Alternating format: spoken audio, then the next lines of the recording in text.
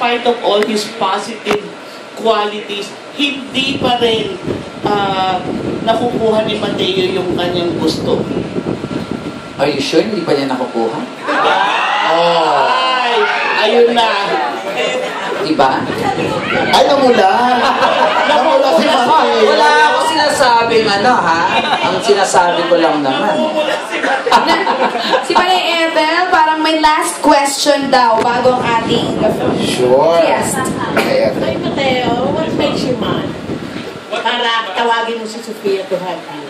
What makes me mad? Well, hindi ako mabilis magalit eh. But, what makes me mad? When people are disrespectful, kumbaga. Diba? I really believe in respect. I believe if you walk in a... Di naman, syempre, yun yung pinaka-important sa buhay natin po is respect, diba? If we walk into a room, dapat we respect one another. Diba? So yun lang, I don't get mad fast eh. But, yun lang. Yun lang po. O, Atak. Yes, question ko lang din kay Matt. Sino ba talagang girlfriend mo? Ay! Personally, masabi ni Biro lang.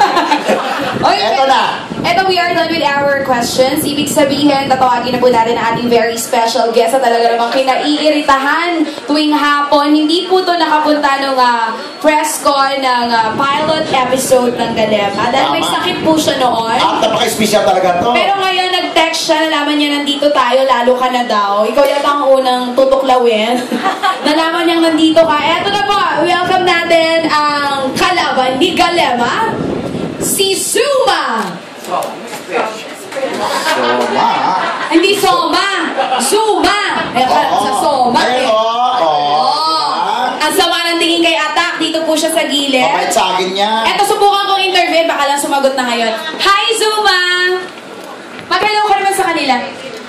Di ba sabi ko sa'yo, sign language lang yan? Nakakaintindi ka naman, di ba? Ikaw ba yung gusto question ako for interpreter Zuma? niya. Hello. Zuma, ano ba ang matinding gagawin mo sa pagtatapos ng Galema? O, di ba? Ang pagtiklop ng mata niya, Matinding gagawin niya. abang-abang daw. Totoo, ang ganda ng outfit, no? Una ko doon nakita dun sa 60 years natin sa may Quezon City Circle. Gusto mo patali ko din? Ang ganda yung part Alam mo na yun. yun, ako Direk, nag-make yun up yung eh. favorite ko, direk eh. Ganda. Sobra. Tanggalin natin yung bahag. Ala. Kasi nung matuwa kayo, Bawal siya i-touch, no, direk? Bawal. ilitiin mo. Tapos, Bawal siya i-touch lalo siya. malalaglag yung ano. Ang taray ni Soma. Once again, Mama. Soma. Zuma! Zoom! Nasabi mo na, ba't ulitin ko pa?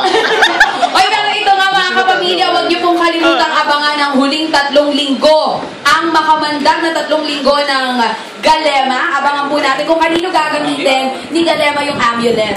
Kay Tama. Galela ba o kay Zuma? Di ba parang, ang ganda ng storya kasi ang kalaban niya dito. Kaabang-abang din. Parents niya, nanay at tatay niya, nakakaloka. So ito, bigay muna natin yung ating mga flowers for our parting shots. Yes. And Direk and the